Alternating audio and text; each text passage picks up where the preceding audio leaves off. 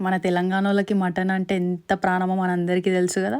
నేను ఇవాళ పక్కా తెలంగాణ స్టైల్‌లో మటన్ కర్రీ రెసిపీతోటి వచ్చేసిన చూసుకోండి మళ్ళా. ఫస్ట్ ఒక హాఫ్ కేజీ మటన్ తీసుకున్నా ఇక్కడ నేను. దీనికి ఒక 2 టేబుల్ స్పూన్స్ ఆఫ్ గసగసాలు అండ్ గుప్పెడు క్యాష్యూస్ వాటర్‌లో నానబెట్టి పెట్టుకోండి ఒక 15 మినిట్స్ రెడీగా.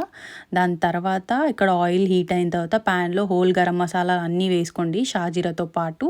దాని తర్వాత ఇక్కడ ఒక పెద్ద సైజ్ ఆనియన్‌ని పొడుగ్గా కట్ చేసుకున్నాను. దాని తర్వాత బిర్యానీ ఆకు, పచ్చిమిర్చి, కరివేపాకు వేసుకొని మగ్గించండి. దాని తర్వాత సాల్ట్ కూడా వేసుకోండి.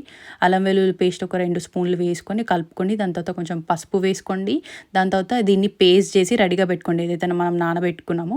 దాని తర్వాత కారం కూడా వేసుకోండి తగినంత. దాని తర్వాత కడిగి మటన్ ఈ కుక్కర్లో వేసేసేయండి. వేసి మంచిగా కలపండి బాగా. బాగా కలిపిన తర్వాత కొంచెం సేపు మూత మూయకుండానే అట్లనే కుక్ చేయండి. నీసు వాసన అంతా ఎగిరిపోతుంది. ఇప్పుడు ఇదైతే ఫైన్‌గా పేస్ట్ చేసినాం కదా! ఈ మసాలా అంతా దీంట్లో వేసేసేయండి. దాని తర్వాత కొంచెం పుదీనా వేయండి. మంచి ఫ్లేవర్ వస్తది. ఒక చిన్న సైజ్ టమాటోని పొడువుగా కట్ చేసుకొని వేసుకున్నాను.